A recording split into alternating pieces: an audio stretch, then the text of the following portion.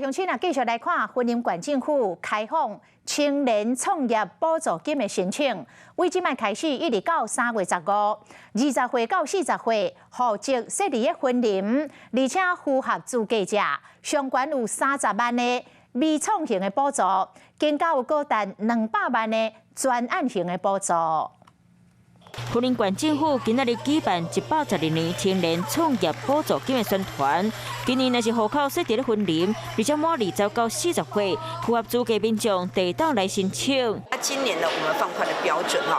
不只是以前是20岁到35岁，那今年放开到40岁为去年县府推出青年创业补助金了后，嘛成功帮助1位在地青年来完成创业。那今年青年创业补助的申请，嘛开放到3月19。非常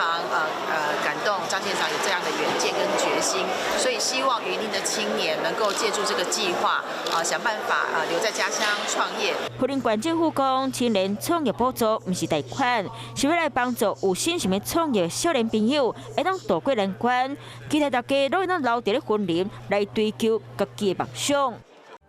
我是吴一璇，想要收看最新第一手的讯息，赶快加入华视新闻 YouTube 频道，按赞，开启小铃铛，最专业的主播群说新闻给你听。